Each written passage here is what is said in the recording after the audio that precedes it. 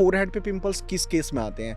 कुछ लोगों को यहाँ पे पिंपल्स बहुत ज़्यादा मिलते हैं, पैचेस में रहते हैं, कुछ भी बिल्कुल आपके चिन के ऊपर रहते हैं, कुछ नोज के ऊपर भी रहते हैं। तो ये किस तरीके के साइन होते हैं स्किन के? पोर्स क्लॉग होते ही कहानी शुरू होती है स्किन खराब होने की, जो कोई नहीं बताता है। ओके। जैसे ही आपके पोर्स क्लॉग होंगे, आपके फेस पे पिगमेंटेशन बनना शुरू हो जाएगी, आपके फेस पे ब्लैक हेड्स आने शुरू हो जाएंगे, व्हाइट हेड्स आने शुरू हो जाएंगे, इन्फ्लेमेशन होनी शुरू हो जाएगी, एक्ने आनी शुरू हो जाएगी, बैक्टीरियल इन्फेक्शन होना शुरू हो जाएगा। कि स्किन खराब है, so that is just a peripheral problem अंदर और ज़्यादा डीप रूटेड है। सो you should not actually take your skin concerns lightly, especially if it is acne or pigmentation of a certain pattern. जैसे अगर यहाँ पे आपका pigmentation है, this area is usually melasma. कुछ लोगों की स्किन बहुत सेंसिटिव है। हाँ. अब सेंसिटिव का मतलब होता क्या एग्जैक्टली? क्या मेंस एंड वुमेन्स की स्किन सेम रहती है? सेम ट्रीटमेंट दोनों अप्लाई कर सकते हैं? तो एंटी एजिंग क्रीम नहीं काम करती, एंटी एजिंग कुछ नहीं होता है। ऑयल मसाज एंटी एजिंग में हेल्प करता है? ये 2 APIs होती हैं। इनको कहते हैं एक्टिव फार्मास्यूटिकल इंग्रेडिएंट। इसका ही स्किन केयर में दूसरा टर्म होता है एक्टिव इंग्रेडिएंट्स। एक्टिव्स जैसे कि vitamin C, retinols, niacinamide, hyaluronic acid, ceramides. तो ब्लड इज 7.4, तो ब्लड हेल्दी रहेगा तो सब हेल्दी रहेगा। तो हम बायोमाइमेटिक्स वो गलत ऐसे यूज़ करी इन्होंने, तो उन्होंने कहा हम मिमिक करते हैं ब्लड के पीएच को, तो इसीलिए अल्कलाइन वाटर बनाते हैं। So biomimetics is actually the answer to all the problems. अगर हम ऐसे सिस्टम्स यूज करें जो हमारी बॉडी को मिमिक कर सकें, हमारी बॉडी को समझ सकें और हमारी बॉडी के साथ काम कर सकें, रादर देन गिविंग सिंथेटिक्स। तो हम बहुत कुछ लगाते हैं हमारे फेस पे, वो नहीं काम करता। क्यों नहीं काम करता? ये एक चीज़ होती है डाल्टन रूल। डाल्टन मतलब साइज ऑफ द मॉलिक्यूल। अगर वो मॉलिक्यूल का साइज 500 डाल्टन से ज़्यादा है तो वो आपकी स्किन पे पेनिट्रेट नहीं करेगा। फेस पे ना बहुत टैनिंग हो गई है, या नेक पे बहुत टैनिंग हो गई, मैं डी टैन करा लेता हूँ, इज इट सेफ? नो, फिर black heads and white heads, if it oxidises तो वो blackening of the peripheral surface हो जाता है and that looks like black heads. अगर वो क्लोज्ड कॉमेडोन है और ऑक्सीडेशन नहीं हुआ तो वो व्हाइट हेड्स लगता है। कि हमको आइसिंग करनी चाहिए या हमको स्टीम लेना चाहिए? ठीक है, ठीक है, हमको कोरियन प्रोडक्ट यूज करने चाहिए या हमको इंडियन प्रोडक्ट यूज करने चाहिए? और जैसे दही है, वो एक थोड़ी देर के लिए, क्योंकि उसमें लैक्टिक एसिड है, तो थोड़ी देर के लिए आपको लग सकता है कि हाँ द ग्लो इज नाइस, वो कुछ लॉन्ग टर्म नहीं करता है। सेम कॉफी भी आप रिकमेंड करते हो नाइट क्रीम यूज करनी चाहिए? अगर कोई अच्छी नाइट क्रीम बनाई है, अच्छी का मतलब क्या? क्या इंग्रेडिएंट होना चाहिए एक नाइट क्रीम में? Retinol thins the skin, retinol sensitises the skin. एक होती है सेंसिटिविटी और एक होती है सेंसिटाइजेशन। एज ए साइंटिस्ट आप मेरे को ये बताओ, अगर हम कोई भी प्रोडक्ट यूज ना करें, हाँ, क्या हम अपनी स्किन को हेल्दी रख सकते हैं? यस। स्किन के साइंटिस्ट मैं बोल दूं, ये सही रहेगा ऐसा बोलना? नहीं, स्किन साइंटिस्ट बोलना ठीक नहीं रहेगा। आई थिंक बायोमाइमेटिक्स और स्किन एंड टिश्यू रीजेनरेशन की साइंटिस्ट बोलना ज्यादा ठीक रहेगा। तो ये आपकी ऑडियंस है। Okay. तो आज ऑडियंस को पता लगे कि वो किसको सुनने जा रहे हैं।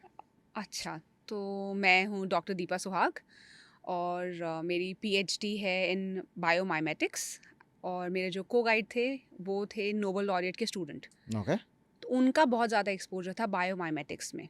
हम सबको पता है एक्टिव फार्मास्यूटिकल इंग्रेडिएंट्स, इसके बारे में हम आगे बात करेंगे। ये क्लिक केमिस्ट्री, इस फील्ड पे उनका काफ़ी काम था, तो वहाँ से मेरा एक्सपोजर हुआ था बायोमाइमेटिक्स से। एंड देन मैंने I picked up my job में मेरे पास काफ़ी सारी फंडिंग है from the government of India, और जहाँ पे मेरा मेजर काम है extra cellular matrix mimicking, ECM mimicking और स्किन एंड टिश्यू रीजेनरेशन। और एक्चुअली पूरी कहानी जो हमारी स्किन की होती है वो ECM से शुरू होती है, जिसके बारे में कोई बात नहीं कर रहा है। ECM होता क्या है? इसको थोड़ा सा इलैबोरेट करो ना प्लीज। तो आप सबने सुना है कोलाजन, फाइब्रिन, इलास्टिन, और कोलाजन तो सभी ने सुना है, ठीक है। सेरामाइड्स, ये सब कुछ मिल मिलाकर बनाते हैं एक बेस। उस बेस के ऊपर होते हैं हमारे सेल्स। तो आप कह सकते हैं एक स्ट्रक्चर होता है, एक सपोर्ट सिस्टम होता है हमारे सेल्स के लिए, उसको कहते हैं ECM, extra cellular matrix. Extra मतलब बाहर का, ज़्यादा, सेल्यूलर मतलब सेल, मैट्रिक्स मतलब सपोर्ट, स्कैफोल्ड। तो हमारे सेल्स के लिए एक सपोर्ट स्ट्रक्चर होता है। आप ऐसे मानो जैसे स्पंज में बहुत सारे होल्स होते हैं, उन होल्स में सेल्स डाल दिए। स्पंज नहीं होता ऐसे जिसको निचोड़ते हैं, वो समझो आप, वो है हमारा ECM, और उसके अंदर छोटे छोटे होल्स जो हैं बहुत सारे, जो स्पंज का पार्ट होता है उसके अंदर सेल्स होते हैं। ये पूरा स्ट्रक्चर बन के फिर अलग अलग लेयर्स पे आकर हमारी स्किन बनती है। ऐसे ही ECM हमारे हार्ट बनाता है, ऐसे ही ECM लंग्स बनाता है। तो हमारी पूरी बॉडी में एक ECM होता है जो कॉमन होता है, बट जगह जगह पे उसकी कॉन्सेंट्रेशन वेरी करती है। जैसे अगर स्किन में है तो उसका कोलाजन कॉन्सेंट्रेशन अलग होगा, अगर वो कार्टिलेज में है तो उसका कोलाजन कॉन्सेंट्रेशन अलग होगा, कोलाजन का टाइप अलग होगा। जैसे कोलाजन 1 2 3 4 5 6 7 8 9 है, तो स्किन में कोलाजन 1 2 3 एंड 4 होता है। लंग्स में कोलाजन 1 2 3 4 एंड 7 होता है, if I am not mistaken. और यहीं पे कोलाजन की कहानी भी आती है, विच आई थिंक हम आगे जाके we'll talk about it. Okay, तो सो मैं कोलेजन पे आपसे एक सवाल पूछना चाहता हूँ। हाँ लेट्स एग्जांपल, अगर हम कहते हैं ना कि मेरी बहुत हेल्दी स्किन है या हाँ मेरी बहुत डल स्किन है, तो हाँ। वो कोलेजन से ही टेस्ट कर सकते हैं, या वो एक स्केल अप होता है कि 1 to 7 या 1 to 5 या 1 to 3? नहीं, ऐसा टेस्टिंग नहीं हो सकता है, but hmm yes collagen is a very important part. Collagen hmm एक बहुत इंपॉर्टेंट पार्ट प्ले करता है। Collagen is the building block, one of the building blocks. जैसे वो सीमेंट होती है, सीमेंट में हम बजरी भी डालते हैं, फिर हम पानी भी डालते ओके। हैं, और फिर वो जाके सीमेंट हार्ड होती है, ब्रिक्स को इकट्ठा पकड़ के रखती है। हम्म तो ऐसे ही कोलाजन भी एक इम्पॉर्टेंट कंपोनेंट है ईसीएम को ठीक रखने के लिए। सो कोलाजन इज़ वन फैक्टर, उसके साथ फाइब्रिन आता है, फाइब्रोब्लास्ट आते हैं, और बहुत सारी चीज़ें आती है, हाइलुरोनिक एसिड, सेरामाइड्स, पेप्टाइड्स, ये सब कुछ मिलकर ईसीएम बनाता है, जिसमें से कोलाजन एक इम्पॉर्टेंट फैक्टर है। ओके, तो बोटॉक्स कोलेजन को बढ़ाने में हेल्प करता है, तभी लोग नहीं लेते हैं? नहीं नहीं नहीं, बोटॉक्स क्या है? बॉट्युलिनम टॉक्सिन, ठीक है? ये एक टॉक्सिन होता है, एक पॉइजन होता है, जिसको यूज़ करते हैं मसल्स को पैरालाइज करने के लिए। तो जब मसल पैरालाइज हो जाएगी तो वो एज नहीं करेगी, वो हम्म वहाँ पे फिक्स हो गई, आपने उसको ब्लॉक कर दिया उस मसल को, इसीलिए रिंकल्स हट जाती हैं। क्योंकि अगर आपने मान लो मेरे यहाँ पे रिंकल्स आ रही हैं, मैं बहुत बूढ़ी आंटी टाइप एज में आ चुकी हूँ, ओके? ठीक है, सो हाँ। नाउ आई हैव रिंकल्स, हम्म और वो मुझे दिख रही हैं, क्योंकि इतने शीशे नहीं होने चाहिए थे, बट अब हैं। तो वो हम्म मैं भी देखती हूँ, I am normal like all of you all are. तो मुझे दिख रहा है यहाँ पे आ रहा है, अब मुझे ये रिंकल से प्रॉब्लम है मान लेते हैं, तो मैं जाके I get my self injected with Botox here. तो वो टॉक्सिन है, उसका नाम है बॉट्युलिनम टॉक्सिन, जहाँ से बोटॉक्स आता है, बॉट्युलिनम टॉक्सिन। तो उसको इंजेक्ट करा जाता है, ऑब्वियसली कंट्रोल्ड अमाउंट्स में, जितना कि आपको ज़रूरत है, जितना आपकी बॉडी ले सकती है उसके हिसाब से। एंड देन वो वहाँ जाके उस मसल को पैरालाइज कर देती है। फिर वो everybody like know it is safe because वो डिग्रेड हो जाता है। हम्म नहीं, वो डिग्रेड होता है, बट एक अमाउंट रह जाता है। बट वो डिग्रेड हो गया तो फिर से वो मसल मूवमेंट हो जाएगा, तो आप फिर से जाके बोटॉक्स कराते हो, फिर आप फिर से जाके बोटॉक्स कराते हो। Eventually there is an accumulation, और वो मसल परमानेंटली पैरालाइज हो जाती है। आजकल बहुत कॉमन है, बहुत सारे एक्टर्स एंड एक्ट्रेसेस। सेफ है ये? नहीं, टॉक्सिन कैसे सेफ हो सकता है? एंड देखो, I tell you, it's very controversial what I am gonna say. Hmm जैसे वाइन की स्टडी होती है, वाइन कहते हैं a glass of wine before with dinner before sleep is great, okay, is good for the metabolism. वो study के नीचे ना आप ध्यान से पढ़ना, लिखा होएगा sponsored by so and so winery. Hmm तो वो स्टडी एक वाइन की खेती बाड़ी करने वाले इंसान ने स्पॉन्सर करी है। तो वो क्या लिखेंगे, वाइन अच्छी होती है या ख़राब होती है? ऐसे ही हर चीज़ की रिसर्च होती है, एवरीथिंग इज़ मार्केटिंग। तो गुड मार्केटिंग, बैड मार्केटिंग, तो this is how it is. ठीक है, ओके। सो मैं क्या करता हूँ, मैं ना पहले कुछ कुछ प्रॉब्लम्स हैं स्किन रिलेटेड जो हाँ। आज की कहीं ना कहीं सोशल मीडिया का ट्रेंड बन चुके हैं, और हम सिंपल सी बात है, हम भी सोशल मीडिया पे, तो हम भी कहीं ना कहीं उन चीज़ों को देखते हैं और फॉलो करने लग जाते हैं। करेक्ट। मैं पहले बात करता हूँ एक्ने की, पिंपल्स की, या कुछ लोगों को स्किन टाइप्स की डिजीजेस भी हो जाती हैं। हाँ पिंपल्स का भी कुछ लोगों को टी टी पॉइंट पे बहुत सारे हाँ आते हैं, हाँ लाइक हाँ। फोरहेड पे या पिंपल्स या आने। या। तो फोरहेड पे पिंपल्स किस केस में आते हैं? कुछ लोगों को यहाँ पे पिंपल्स बहुत ज़्यादा मिलते हैं, पैचेस में रहते हैं, या कुछ भी बिल्कुल आपके चिन के ऊपर रहते हैं, हाँ कुछ नोज के ऊपर भी रहते हैं। या। तो ये किस तरीके के साइन होते हैं स्किन के? तो देखिए, स्किन जो है ना, एक्चुअल हमारा लास्ट सिग्नलिंग होती है। हम्म स्किन हम डायग्नोसिस करते हैं, हम हॉस्पिटल जाते हैं, डॉक्टर के पास जाते हैं, फिर हम डायग्नोसिस कराते हैं कि हमें क्या हुआ है बताओ, तो हमारा ब्लड टेस्ट करते हैं। वो ब्लड टेस्ट से पहले हमारी स्किन हमें बता देती है कि कुछ प्रॉब्लम हो रही है। Hmm so when you are a teenager, तो आपकी स्किन ब्रेकआउट करती है। ज़्यादा घबराने की ज़रूरत नहीं होती है उस स्टेज पे, हम्म बिकॉज आप देखोगे उस टाइम पे जो ब्रेकआउट होता है वो टी जोन पे ऑयलीनेस बढ़ जाती है, हम्म जॉ लाइन इस एरिया पे एक्ने ज़्यादा आता है, क्योंकि हार्मोनल इम्बैलेंस हो रहा है, बी इट अ बॉय और अ गर्ल। गर्ल्स को ज़्यादा होता है बिकॉज उनके हार्मोन ज़्यादा इम्बैलेंस हो जाने शुरू हो जाते हैं, they entering puberty, wherein the hormonal fluctuation is more. Men enter boys also enter puberty, but their hormonal fluctuation is not so high. ठीक है, उनका एक मेजर हार्मोन है testosterone, but for woman there is estrogen, there is progesterone, there is luteinizing hormone, there is follicular stimulating hormone, बहुत सारे hormones हैं, lots of things are changing in the body. So for a girl there will be more acne, and jaw line पे acne it's hormonal. तो इसीलिए Okay. Teenage पे acne start होता है, flare up, and girls को usually jaw line पे ज़्यादा acne होता है, चिन पे ज़्यादा एक्ने होता है। फिर हमारी आदत है उसको हाथ लगाने की बार बार, हाँ, बार-बार हाथ लगाने की या तो एक्ने उस को रोकने की। हाँ, हाँ। तो उससे ज़्यादा प्रॉब्लम होती है। वो एक फ़ेज़ है, वो निकल जाएगा। अगर बहुत ज़्यादा ही एक्ने है, जो सिस्टिक एक्ने बन जाती है, जो पेनफुल हो जाता हुँ। है, तो फिर कहीं न कहीं आपकी डाइट और आपके लाइफ़स्टाइल की प्रॉब्लम है, आपके स्ट्रेस की प्रॉब्लम है, और आजकल हुँ। बच्चों को भी बहुत स्ट्रेस होता है। Hmm. It is very unfair to say कि स्ट्रेस सिर्फ़ बड़ों को होता है। हुँ। आई थिंक वो जो कहते हैं ना बचपन अच्छा था, शायद हमारा वाला होगा या उनसे पहले वालों का होगा। आजकल तो बचपन इतना सिंपल और अच्छा तो नहीं है। So that is one. फिर मान ऐसे ही एडल्टहुड में भी अगर जॉ लाइन पे आ रहा है, दैट मीन्स आपका हार्मोनल इम्बैलेंस है। अगर आपको फोरहेड पे आ रहा है, देन हम हेयर कलर कराते हैं। तो हेयर कलर से एलर्जीज हो सकते हैं। अगर आपको डैंड्रफ है, उससे हो सकता है। If you sweat a lot on the forehead, तो बहुत ज़्यादा स्वेटिंग की वजह से, हुँ। और अगर क्लॉग्ड पोर्स हैं, तो इवेंचुअली वो एकदम से पर्जिंग होकर वहाँ पे एक्ने आ सकती है। और अगर चीक पे है एक्ने, तो यूजुअली ये होता है गट इन्फ्लेमेशन की वजह से, सीधा सीधा खाने का problem. Okay. So if your gut is unhealthy, it'll instantly show on the cheek.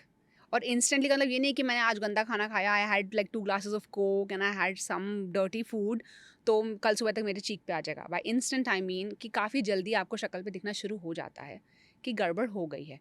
And ये भी एक्सट्रीम केसेस में होता है। हुँ। लाइक अगर once in a while you are having it, your body is smart, your body knows how to manage, you know, it has been trained. आपने धीरे धीरे हुँ। बर्गर खा खा के अपनी बॉडी को ट्रेन कर दिया है कि इतना टॉलरेबल लिमिट है, इसमें थोड़ा ठीक रहना आप। But when you really cross the threshold, तो आपको गट इन्फ्लेमेशन होगा और आपके चीक्स पे वो दिखेगा। तो अगर आपकी स्किन खराब है, so that is just a peripheral problem. Problem अंदर और ज़्यादा डीप रूटेड है। So you know you should not actually take your skin concerns lightly, specially if it is acne और pigmentation of a certain pattern. जैसे अगर यहाँ पे आपका पिगमेंटेशन है, this area is usually melasma, और वो हार्मोनल होता है। अभी ओके। बहुत लोग कहेंगे कि मिलाज्मा का ट्रीटमेंट हो सकता है। हुँ। मैं तो नहीं जानती किसी को आज तक जिसका मिलाज्मा ठीक हुआ है। कम हो सकता है, कंट्रोल हो सकता है, बट पूरा किसी का मिलाज्मा फैल गया और वो एकदम ठीक हो जाए, हुँ। ऐसा नहीं हो सकता है। क्योंकि वो एक बहुत ही परमानेंट डीप सीटेड पिगमेंटेशन होती है, ऑफ मेलानिन अक्यूमुलेशन होता है, मेलानोसाइट्स बहुत ज़्यादा हाइपर एक्टिव हो जाते हैं, और वो हार्मोन्स की वजह से होते हैं।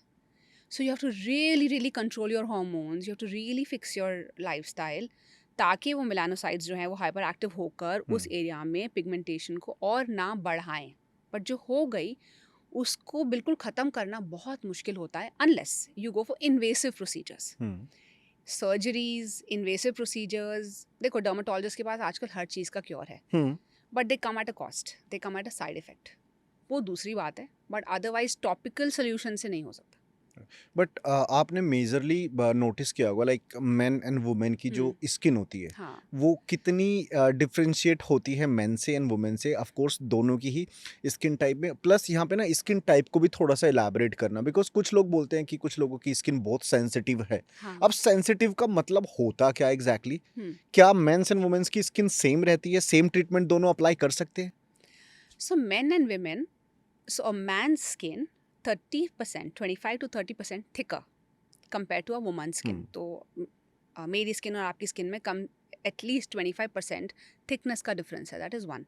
तो मतलब अगर कोई चीज़ थिक है तो वो ज़्यादा स्ट्रॉन्ग है, वो ज़्यादा रोबस्ट है। हम लेदर की बात करते हैं, आप एक लेयर ऑफ लेदर लो या 2 लेयर ऑफ लेदर लो, कौन सा ज़्यादा स्ट्रॉन्ग रहेगा? 2 लेयर। दो लेयर। फाड़ना, ख़राब करना, डिस्टर्ब करना which is difficult, a stronger one. तो a man's skin is more resilient क्योंकि हम्म। वो thicker है, हम्म। उसमें कोलेजन ज़्यादा होता है naturally. Second is sebum production.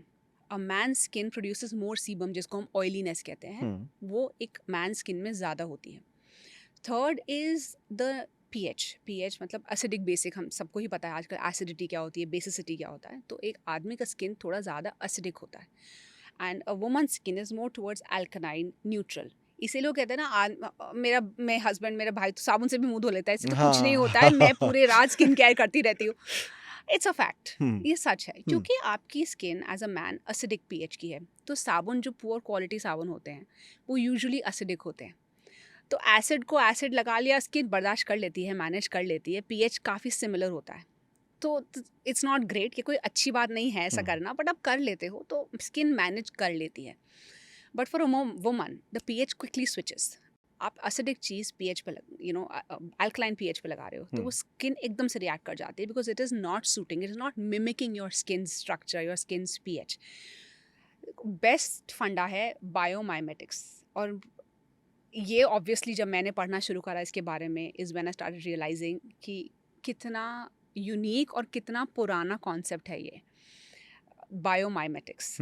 सो पहले मैन वुमन पे आते हैं. तो हाँ. ये एक कॉन्सेप्ट, ये एक रीज़न है कि आदमी मुंह धोता है साबुन से और उसको कुछ नहीं होता है. दूसरा रीज़न जो हमारी, ये तो भगवान की देन है, thank you God men can say, and we can be like क्यों करा हमारे साथ भगवान ऐसा. But also women are more vain, I feel, कि हम लोग ना लुक्स पे बहुत ज़्यादा ध्यान देते हैं. सोसाइटी भी ऐसी है, सोसाइटी के चक्कर में हम ऐसे बन गए हैं.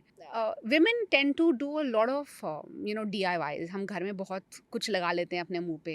हम डॉक्टर्स के पास बहुत जल्दी पहुंच जाते हैं कि मेरी स्किन पे प्रॉब्लम है. हम प्रॉब्लम बहुत जल्दी नोटिस कर लेते हैं. अगर एक आदमी को रिंकल आ रही है, कितने ही चांसेस हैं कि वो डर्मेटोलॉजिस्ट के पास जाएगा कि मुझे एंटी रिंकल क्रीम दे दो. ठीक है, आजकल in the cities awareness is increasing, but still on an average आदमी नहीं जाएगा. बट अगर एक लड़की को 5 एक्ने आ गई, उसका बीपी बढ़ जाता है, because a woman is judged by the way she looks and a man is judged by the amount of money he makes. Very simple, very simple. अगर लड़की की शक्ल अच्छी है उसकी शादी हो जाएगी, लड़के की शक्ल अच्छी है और उसके पास पैसा नहीं, उसकी शादी नहीं होगी. सिंपल. सारी कहानी, जैसे मैंने पहले कहा था, मार्केटिंग से शुरू होती है. अच्छी मार्केटिंग, बुरी मार्केटिंग. तो its market. Marriage is a market, जिसमें जितना जल्दी आपकी शादी होगी उतना आपका अच्छा है. अभी वो दूसरा कॉन्सेप्ट, ठीक है, उस पे हम बात नहीं करते. हाँ. So this is why I feel that women's skin is a women tend to tamper with their skin a lot. फिर वो बहुत सारे प्रोडक्ट्स लगा लेती हैं, बहुत ज़्यादा उनको अवेयरनेस है, वो शीशे के सामने ज़्यादा टाइम स्पेंड करती हैं. तो जितना आप देखोगे अपने आप को, घूरते रहोगे तो कुछ ना कुछ तो दिख ही जाएगा. जो नहीं है वो भी दिखना शुरू हो जाता है. फिर है सोशल मीडिया, द टेलीविजन. उस पे आपको बताएंगे niacinamide for anti what pigmentation, I think. फिर कोलेजन बताएंगे for firmer more bouncy skin. Vitamin C बताएंगे for pigmentation and the healthy natural glow, antioxidant. वहाँ पे आपको नई नई इन्फॉर्मेशन फीड करी जा रही है. फिर आप शीशे में जाके देखते हो, अरे हाँ, मुझे तो पिगमेंटेशन हो रही है. कुछ नहीं है, वो एक छोटा सा मार्क है किसी एक्ने का, वो पिगमेंटेशन नहीं है. So that is where a man's skin is genetically different, and then women tend to have a genetically, I will not say inferior, but a different skin. और उसको फिर हम खराब भी बहुत ज़्यादा अपने हाथों से ही कर देते हैं. So this is what I feel. Okay. अभी आपने एक पॉइंट बता रहे थे बायोमेट्रिक्स का ना. हाँ. उसका क्या था वो? ये कहीं वैदिक में मेंशन्ड है? और तो आपको संजीवनी बूटी, हाँ, संजीवनी बूटी सबको पता है. हनुमान जी संजीवनी बूटी. क्या है संजीवनी बूटी? संजीवनी बूटी में इट इज़ अ बूटी, एन अर्ब. जैसे धनिया वनिया होता है, ऐसे ही संजीवनी एक बूटी है. ठीक है, वो अर्ब है. उसको पीस कर एक सर्टेन इंजरी पे लगाया गया लक्ष्मण जी को ठीक करने के लिए. क्यों लगाया गया? वो अर्ब ही क्यों लिया उस इंजरी के लिए? कोई और क्यों नहीं? वाई ओनली संजीवनी बूटी? क्योंकि संजीवनी बूटी में कुछ ऐसी प्रॉपर्टीज़ होंगी, कुछ एंटी इन्फ्लेमेटरी प्रॉपर्टीज़ होंगी, कुछ एंटी बैक्टीरियल प्रॉपर्टीज़ होंगी, एंटी माइक्रोबियल प्रॉपर्टीज़ होंगी, जो कि वो वुंड को कवर करके जल्दी से ठीक करेगा. ऐसे ही एक्टिव फार्मास्यूटिकल इंग्रेडिएंट होता है API.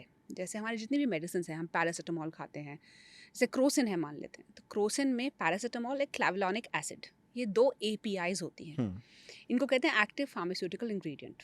इसका ही स्किन केयर में दूसरा टर्म होता है एक्टिव इंग्रेडिएंट्स. एक्टिव्स जैसे कि vitamin C, retinols, niacinamide, hyaluronic acid, ceramides. तो वहाँ पे ये एक्टिव इंग्रेडिएंट्स होते हैं. दवाइयों में एक्टिव फार्मास्यूटिकल इंग्रेडिएंट्स होते हैं. पेनिसिलिन हम सबको पता है. पेनिसिलिन एक biologically available anti bacterial chemical है. उसको कॉपी करके बनाते हैं अमॉक्सिसिलिन. अमॉक्सिसिलिन डाला जाता है एंटीबायोटिक में जिसका नाम है ऑगमेंटिन. तो क्या है ये? We are mimicking the organic original natural system. Morphine है, डिजॉक्सिन है. All these are drugs which are use for heart, for magnesium. Magnesium तो मिनरल है. ओके. वो मिनरल है. सो टैक्सॉल, ये सारे anti cancer, for heart, for BP, इन सब चीज़ों में ये सारे ड्रग्स यूज़ होते हैं. ये सब प्लांट्स से एक्सट्रैक्टेड होते हैं. They are a mimic of what's already available in the nature. तो वैसे ही वहाँ से आता है बायोमाइमेटिक्स. तो संजीवनी बूटी के ज़माने से एक सर्टेन वैद्य को बुलाया जाता था जो लेप बनाता था स्पेसिफिक वाला। अभी लेप बना रहे, what has happened is with time knowledge is lost, concept is lost. Concept ये था कि वो स्पेसिफिक ही बनाया जाता था, स्पेसिफिक टेम्परेचर पे बनाया जाता था, स्पेसिफिक तरीके से निकाला जाता था, ताकि वो एक्टिव इंग्रेडिएंट उस पौधे से निकाला जाए। जैसे हल्दी का होता है कर्क्यूमिन, सबको पता है हल्दी बहुत अच्छी है, दूध में डालो पी जाओ आपको ठीक कर देगी। क्यों? क्योंकि उसमें एक एक्टिव इंग्रेडिएंट होता है जिसको कहते हैं कर्क्यूमिन। तो उन हमारे जो वेद थे उस टाइम पे, जो डॉक्टर्स थे, उनको वो कर्क्यूमिन निकालना आता था। इसीलिए वहाँ से ये पूरी साइंस आती है of biomimetics. So we knew it, we didn't value it, and अभी हमें मॉडर्न साइंस बेची जा रही है। So biomimetics is actually the answer to all the problems. अगर हम ऐसे सिस्टम्स यूज़ करें जो हमारी बॉडी को मिमिक कर सकें, हमारी बॉडी को समझ सकें और हमारी बॉडी के साथ काम कर सकें, rather than giving synthetics, it's always better। फिर होता है एक molecular size जिसको कहते हैं डाल्टन रूल। हम घर में, जो मैंने कहा था, हम औरतें हमारी स्किन खुद ख़राब करती हैं, तो हम बहुत कुछ लगाते हैं हमारे फेस पे, वो नहीं काम करता। क्यों नहीं काम करता? क्योंकि एक चीज़ होती है डाल्टन रूल। डाल्टन मतलब साइज़ ऑफ द मॉलिक्यूल। अगर वो मॉलिक्यूल का साइज़ 500 डाल्टन से ज़्यादा है तो वो आपकी स्किन पे पेनिट्रेट नहीं करेगा। हमारी स्किन पे पोर्स होते हैं, कोई गड्ढे नहीं हैं बड़े बड़े कि उसमें से कुछ भी, पाइप नहीं है कि आप डालते जाओगे वो अंदर जाते जाएगी। It's the tiny pores which can accept a molecular size of 500 daltons और लेस। तो जो हमारे DIY नुस्खेज होते हैं ना, वो ज़्यादातर 500 डाल्टन से ऊपर के मॉलिकुलर वेट के होते हैं। तो वो सिर्फ स्किन पे बैठे रहते हैं, स्किन को इरिटेट करते रहते हैं। और जैसे दही है, वो एक थोड़ी देर के लिए, क्योंकि उसमें लैक्टिक एसिड है, तो थोड़ी देर के लिए आपको लग सकता है कि हाँ द ग्लो इज़ नाइस, तो कुछ लॉन्ग टर्म नहीं करता है। सेम तो कॉफ़ी भी? से कॉफ़ी तो बहुत बुरी है actually, because coffee is very granular. तो आपको स्किन पे, देखो, माइनर एक्सफोलिएशन स्किन पे हमें ज़रूरत है, क्योंकि आजकल एनवायरनमेंट ऐसा है, धूल मिट्टी पोल्यूशन बहुत ज़्यादा है। फिर हम सीबम प्रोडक्शन करते हैं तो धूल मिट्टी सब कुछ हमारे फेस पे चिपक जाता है, इट क्लॉग्स आवर पोर्स। फिर black heads and white heads, if it oxidises तो वो blackening of the peripheral surface हो जाता है, and that looks like black heads. अगर वो क्लोज्ड कॉमेडोन है और ऑक्सीडेशन नहीं हुआ तो वो वाइट हेड्स लगता है। So all this happens. So a certain amount of exfoliation, a certain amount of deep cleanse is very very important। आपको आपके पोर को डीप क्लेंस अगर आप नहीं करोगे तो पिगमेंटेशन होएगी, तो इन्फ्लेमेशन होएगी, बैक्टीरियल इन्फेक्शन होएगा और एक्ने होएगी। अगर आप एक्चुअली अपने फेस को डीप क्लेंस करते हैं, and of course with a biomimetic formulation, तो वो आपकी स्किन को पेनिट्रेट करेगा, वो आपकी स्किन को अंदर से क्लीन करेगा। And when you have a cleansed pore surface, तो ये सारी चीज़ें काम करेंगी। बट इसका मतलब ये नहीं है कि अगर पोर्स क्लेंस्ड हैं तो DIY काम करेगा। अब आती है कॉफ़ी, जो आपने पूछा। तो ये हो गया एक वे ऑफ क्लेंजिंग। दूसरा है एक्सफोलिएशन। एक्सफोलिएशन है कि कुछ ग्रैन्युलर सा लिया जो आपको हाथ में लगे दर दरा सा, एंड उसको आपने मसाज करके क्लीन करा। वो सिर्फ सरफेस लेवल पे क्लीन करता है, जो रफनेस इमीडिएट स्किन पे है वो पोर्स को नहीं क्लीन करेगा। बट कॉफ़ी बहुत हार्ड होती है, बहुत बड़ा साइज़ होता है, वो आपकी स्किन पे माइक्रो स्क्रैचेस छोड़ देती है जो हमें दिखते नहीं हैं। They leave micro tears on our skin, और वो टीयर्स आगे जाके इन्फेक्शन क्रिएट कर सकते हैं, स्पेशली आजकल की दुनिया में जहाँ पे हम इतने सारे एक्टिव्स यूज़ कर रहे हैं। तो आपने पहले कॉफ़ी स्क्रब किया, बहुत पॉपुलर आजकल कॉफ़ी, हनी, मिल्क, घी। पीपल आर यूजिंग फेस पे आइस को डिप, मतलब फेस को डिप करना हाँ आइस हाँ वाटर हाँ में। कुछ लोग बोलते हैं कि नहीं आप स्टीम लो, हाँ but I need to understand कि हम ना कोरियन ग्लास स्किन की तरफ ज़्यादा वो चले जाते हैं, हाँ। या उनके प्रोडक्ट को यूज़ करके यस, सोचते हैं कि हम वैसे बन जाएंगे। Correct correct. Is it true? ऐसा हो पॉसिबल है? मुझे ना आपको, इस पे पूरा इलैबोरेट चाहिए आपका हर एक टॉपिक वाइज, कि हमको आइसिंग करनी चाहिए या हाँ, हमको स्टीम लेना चाहिए। ठीक है। ठीक है, हमको कोरियन प्रोडक्ट यूज करने हाँ चाहिए या हमको इंडियन प्रोडक्ट यूज करने चाहिए, हमको वैदिक जो अभी आपने बताया बायोमेट्रिक्स वो फॉलो करना चाहिए, या आज की डेट में जो सन स्क्रीन्स आ रही है या हाँ हाँ विटामिन सी हम लगा रहे हैं या हाँ। सिरम यूज कर रहे हैं या हम कुछ भी टोनर लगा रहे हैं, ठीक है, तो ये चीजें एक्चुअल में वर्क करती हैं या ये सिर्फ एक सोशल मीडिया का ही मिथ है? तो पहले आइसिंग से शुरू करते हम्म। हैं। तो आइसिंग अच्छी है, आइसिंग में कोई प्रॉब्लम नहीं है, पर आइसिंग के लिए आपको स्किन टाइप और वेदर देख लेना चाहिए। हम्म। अगर ठंड है और आपकी स्किन बहुत ऑयली है तो icing is okay for you in winters also. But अगर आपकी स्किन बहुत ऑयली है और समर्स है, then icing is good for you. But वो कोई परमानेंट सोल्यूशन नहीं है, बट यस अगर आप रोज करेंगे तो एकदम से like shock treatment to your skin, एकदम से आपकी स्किन जो है वो बंद हो जाएगी, because is something that's not suppose to happen. Hmm, आपकी स्किन को अचानक से इतनी ठंड नहीं लगनी चाहिए, और वो भी डायरेक्ट कॉन्टैक्ट के साथ। So it's called vaso constriction. Vaso blood vessels, vasculature से आती हैं, कंस्ट्रिक्शन मतलब बंद हो जाना। सो दे वैस your blood vessels they vaso constrict, तो आइस जो है वो एकदम से कंस्ट्रिक्शन कर देती है। फिर क्या होता है जब बॉडी में कहीं पे भी सेम इज होता है, स्किन हमें कुछ बहुत अजीब लगता है तो क्या होता है, इन्फ्लेमेटरी रिस्पॉन्स आता है। Suddenly the immune system kicks in and it goes and attacks that okay there is something wrong. Hmm, so when you put ice, vasoconstriction happens which is not suppose to happen. When that happens तो अचानक से हमारी body का immune system जागता है and it pushes all the, ऐसा समझ लीजिए बॉडी में गार्ड्स हैं, वो सारे आके आपकी स्किन पे एज एन इन्फ्लेमेटरी रिस्पॉन्स पहुंच जाते हैं।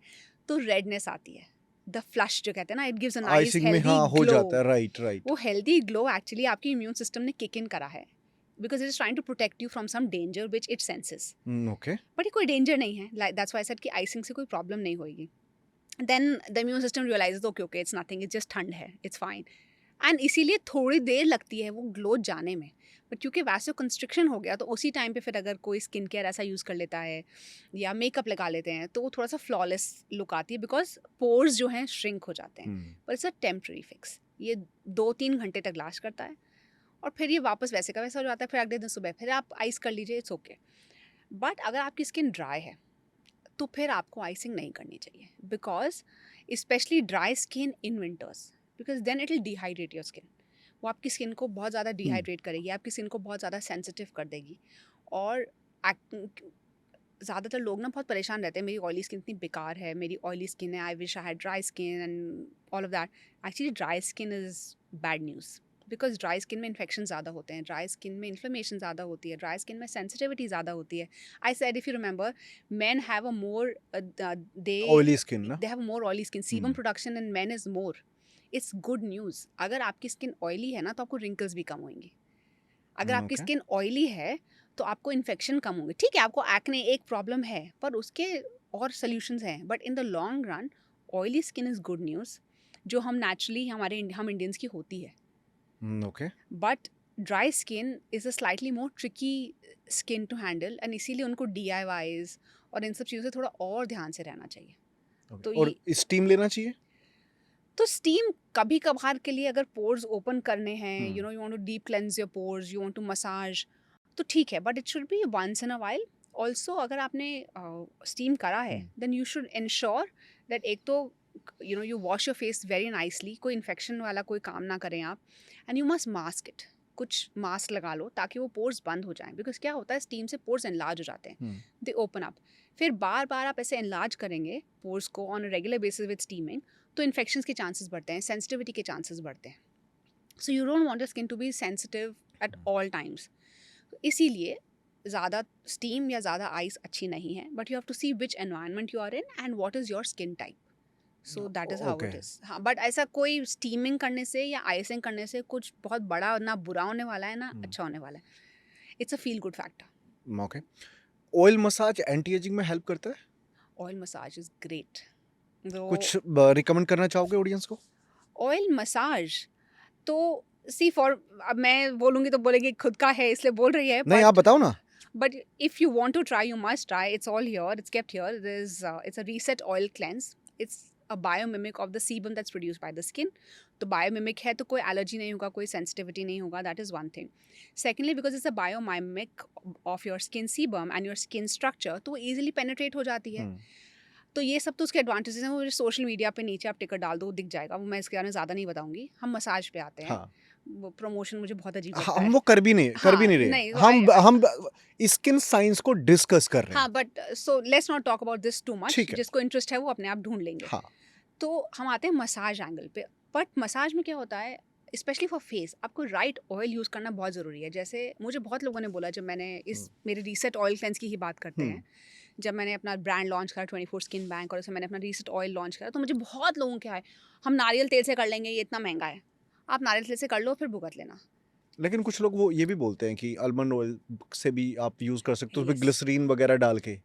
सो व्हाट हैपेंस, हम कोकोनट ऑयल यूज़ करें, हम आमंड ऑयल यूज़ करें, ये क्या होता है, इनका मोलिकुलर वेट मैंने शुरू में बताया था द डाल्टन रूल, तो इनका मोलिकुलर वेट बहुत ज़्यादा है, they are very heavy.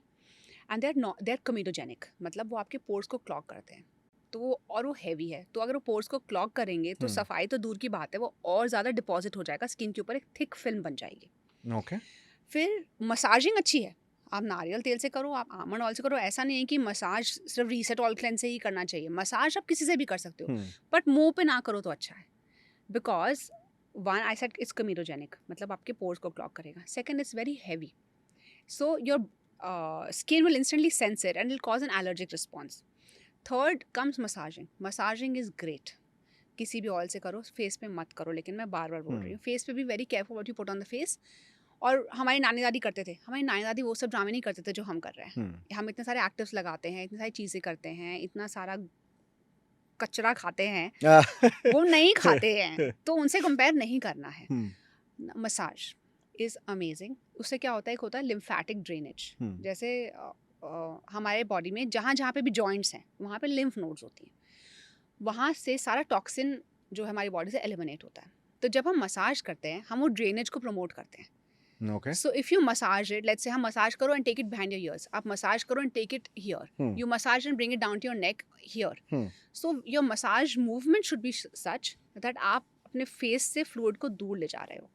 And if you massage your face regularly with a good oil, it will cleanse your skin.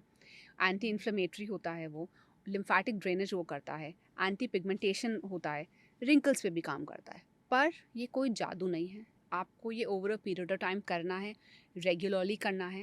And अगर आपको फॉर एग्जांपल 10 रिंकल्स हैं तो गायब नहीं होंगी, you will just get a healthier glow.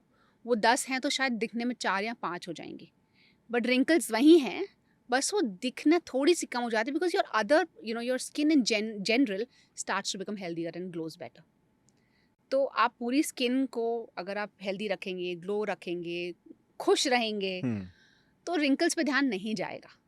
And lymphatic drainage internally it will clean your system, वो immune system को kick in करता है, ब्लड सर्कुलेशन को बढ़ाता है।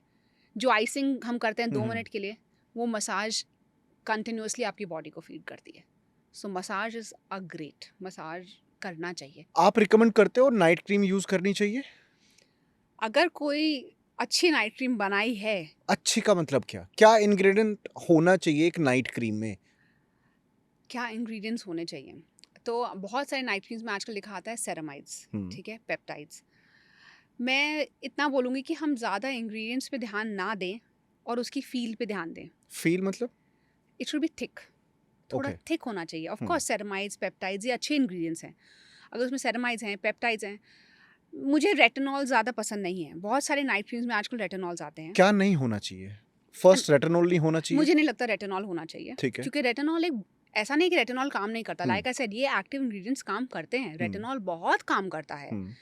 बट क्यों काम कराना है? Why do you want retinol on your face? Retinol क्या करता है? सेल टर्नओवर को बढ़ा देता है। सेल टर्नओवर मतलब हमारे अगर एक छोटा बच्चा, let's say 10-20 year old child, तो उसका जो सेल टर्नओवर है वो है 15 से 20 दिन। जैसे जैसे हम बड़े होते जाते हैं वो सेल टर्नओवर नंबर बढ़ जाता है टू 40 to 50 डेज। यहीं से शुरू होती है स्टेम सेल की कहानी, यहीं से शुरू होती है वूंड हीलिंग की कहानी। किसी छोटे बच्चे को चोट लग जाती है तो वो जल्दी ठीक हो जाता है, क्योंकि उसका सेल टर्नओवर जल्दी जल्दी हो जाता है। उसका स्टेम सेल रिजर्वॉयर ज़्यादा अच्छा है, ठीक है। उसके जो भी मल्टीपोटेंट स्टेम सेल्स हैं उनका क्वालिटी बेटर है। जैसे जैसे हम बड़े होते जाते हैं हमारा स्टेम सेल रिजर्वॉयर डिप्लीट होना शुरू हो जाता है, हमारा सेल टर्नओवर जो है वो स्लो डाउन हो जाता है।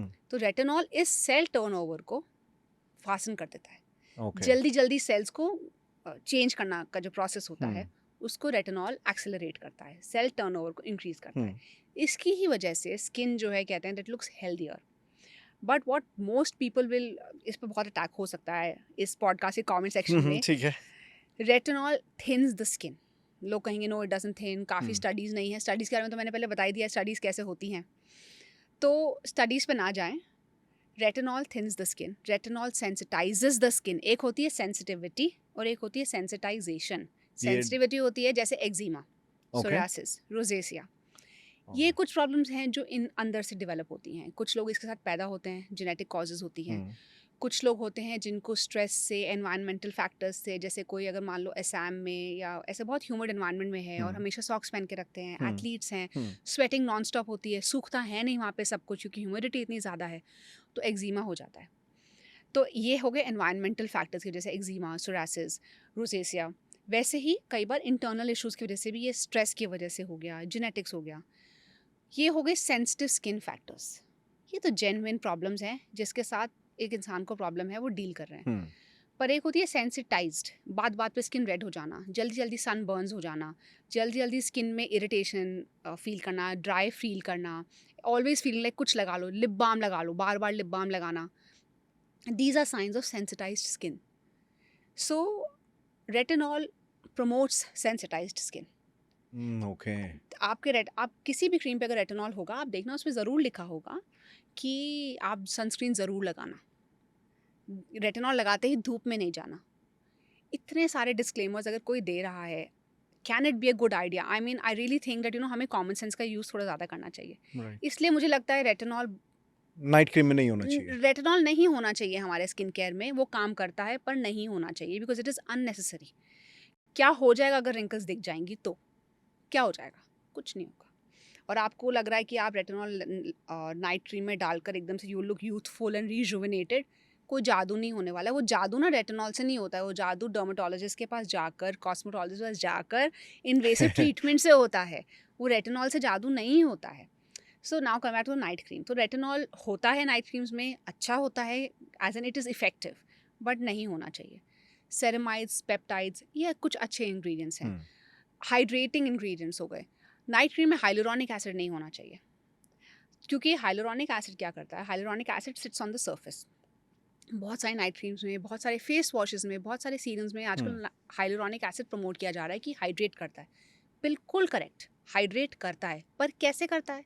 It sits on the skin, वो पेनिट्रेट नहीं करेगा, द डाल्टन रूल।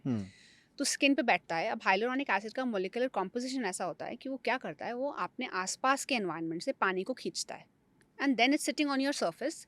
पानी को उसने खींच लिया, it will hydrate your skin, it will make your skin look dewy, glowy, जो कोरियन स्किन कहते हैं। वो ह्यूमिडिटी की वजह से वो एक ह्यूमिड लेयर क्रिएट करता है आपके फेस पे। अब रात को आपने हाइलुरोनिक एसिड लगाया और आप सो गए।